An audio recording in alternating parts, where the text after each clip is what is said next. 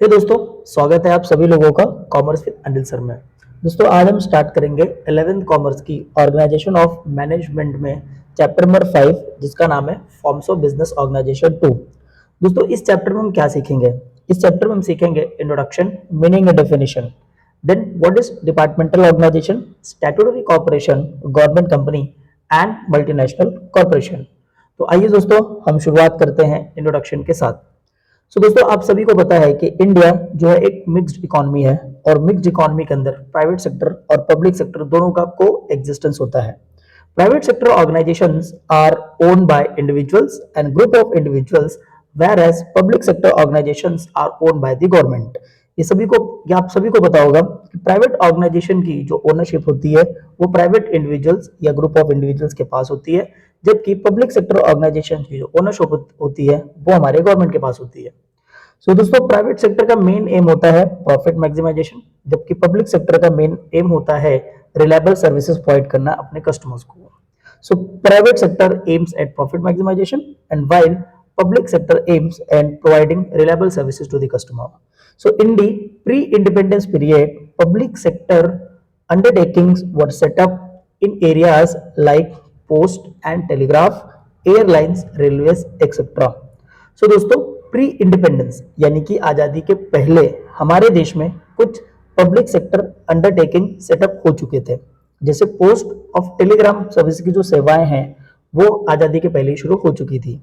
Airlines की सेवाएं और रेलवेज की सेवाएं, ये भी कुछ पब्लिक सेक्टर अंडरटेकिंग्स है जो ऑलरेडी प्री इंडिपेंडेंस में सेटअप हो चुके थे। दोस्तों, after independence public sector was undertaken as a part of industrial policy 1956। दोस्तों, इंडिपेंडेंस के बाद यानी कि आजादी के बाद जो पब्लिक सेक्टर अंडरटेकिंग्स थे उनको हमने हमारी इंडस्ट्रियल पॉलिसी 1956 का हिस्सा बना लिया। दोस्तों, आगे बढ़ते हैं हम लोग और समझते हैं कि पब्लिक सेक्टर ऑर्गेनाइजेशन का मतलब क्या होता है, यानी कि meaning of public sector organisation.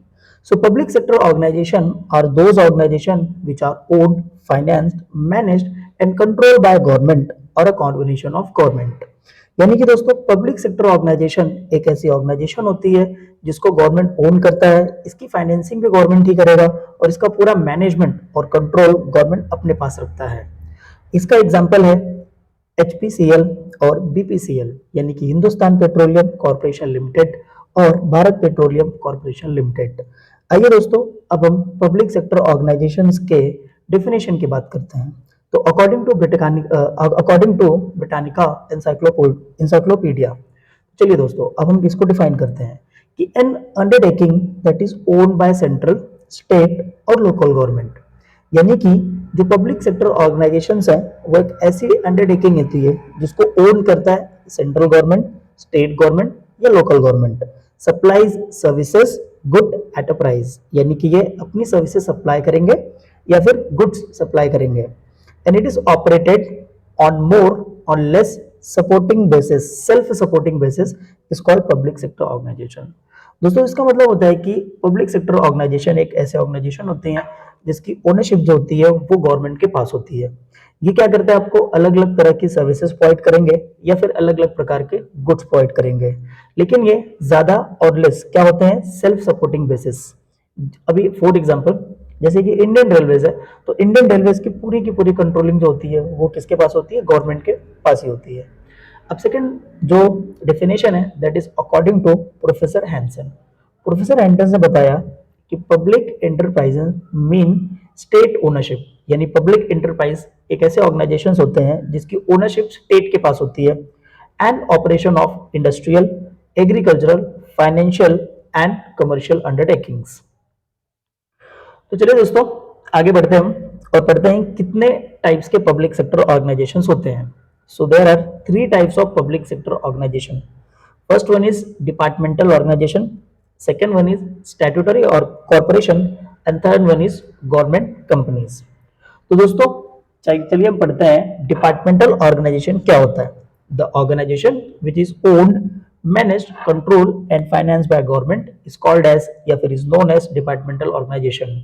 यानी कि ऐसा ऑर्गेनाइजेशन जिसकी ओनरशिप गवर्नमेंट के पास हो, उसका मैनेजमेंट और उसका कंट्रोल भी गवर्नमेंट के पास हो और उसको फाइनेंस भी गवर्नमेंट करे, इसको बोला जाता है डिपार्टमेंटल ऑर्गेनाइजेशन। जैसे कि इंडियन रेलवेज है, तो इंडियन रेलवेज की ओनरशिप गवर्नमेंट के पास है, उसका पूरा मैनेजमेंट गवर्नमेंट के पास है, और उसको कंट्रोल और फाइनेंस भी कौन करता है? गवर्नमेंट करता है।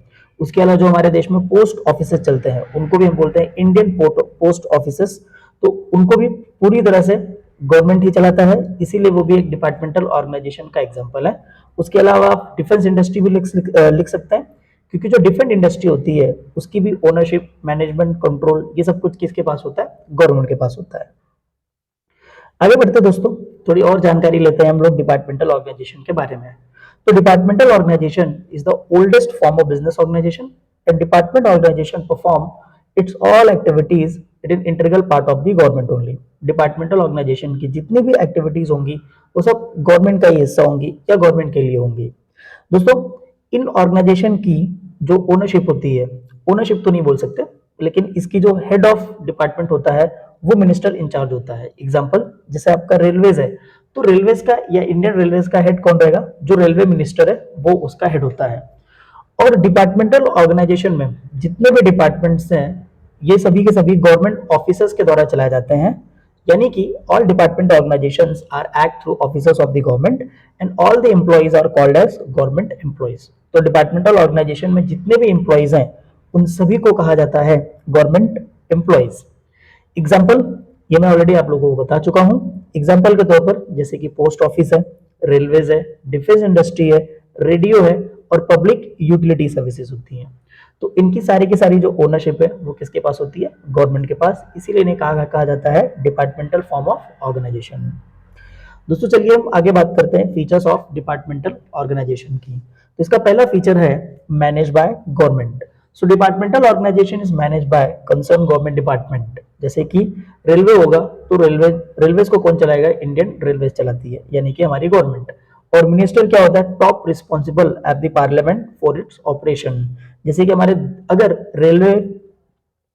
रेलवे की एफिशिएंसी अगर कम हो रही है या ज्यादा हो रही है तो इस बात की जिम्मेदारी किसकी होती है? मिनिस्टर की होती है। और अगर कोई भी प्रॉब्लम आ रहा है तो इसके लिए मिनिस्टर पार्लियामेंट में उस बात के लिए जिम्मेदार होता है। नेक्स्ट पॉइंट है आपका डेलीगेशन ऑफ अथॉरिटी। तो the downward delegation of authority is affected by top executive of every part of the organisation. तो दोस्तों इसकी जो अथॉरिटी होती है डाउनवर्ड, यानी कि डाउन ऑफिसर्स के पास डिलीगेट कर दी जाती है यानी दी जाती है, इससे जो टॉप एग्जीक्यूटिव होता है वो इफेक्टेड हो जाता है। नेक्स्ट पॉइंट है finance by government. So departmental organisation एक ऐसी ऑर्गेनाइजेशन है which is finance through the annual budgets and appropriate made by the legislature and its revenue are directly paid to the government treasury. तो दोस्तों departmental organisation को finance कौन करता है? Government ही करती है। ये एनुअल बजट में ही इनको डिसाइड कर दिया जाता है कि हम इसको कितना फाइनेंस देने वाले हैं, और इसको बनाता कौन है? लेजिस्लेचर। और इसका जितना भी रेवेन्यू होगा वो किसके पास जाएगा? गवर्नमेंट ट्रेजरी के पास, यानी गवर्नमेंट के पास जाता है। चौथा फीचर है रन बाय गवर्नमेंट। तो जितने भी ऑर्गेनाइजेशंस हैं डिपार्टमेंटल ऑर्गेनाइजेशंस, उसको रन कौन करता है? उसको गवर्नमेंट ही रन करेगा। तो different process like budgeting, accounting, auditing are at par with the government department. उसके बाद में नो सेपरेट लीगल एंटिटी। तो डिपार्टमेंटल ऑर्गेनाइजेशन का कोई लीगल एग्जिस्टेंस नहीं होता है, ये टोटली गवर्नमेंट के अंडर ही काम करते हैं या फिर मिनिस्ट्री के अंडर काम करेंगे। बाद में गवर्नमेंट एम्प्लॉय। तो सिंस ये इंटीग्रल पार्ट होता है गवर्नमेंट ऑर्गेनाइजेशन का, तो इसके जितने भी स्टाफ है सबको इक्वली माना जाता है, जैसे अदर सिविल सर्वेंट है सभी पर्पस के लिए, और इनमें जितने भी एम्प्लॉयज होंगे सबको हम क्या बोलेंगे? Government employees. तो दोस्तों आज के लेक्चर में सिर्फ इतना ही। आई होप आपको गवर्नमेंट ऑर्गेनाइजेशन समझ में आया रहेगा, सॉरी आपको ये डिपार्टमेंटल ऑर्गेनाइजेशन का टॉपिक समझ में आया रहेगा। तो नेक्स्ट लेक्चर में हम आगे के टॉपिक्स कंटिन्यू करेंगे। तो इस चैनल को लाइक कीजिए और सब्सक्राइब कीजिए और ज़्यादा से ज़्यादा लोगों तक शेयर कीजिए, और अगर आपको लेक्चर अच्छा लग रहा है तो कमेंट कीजिए। Thank you so much.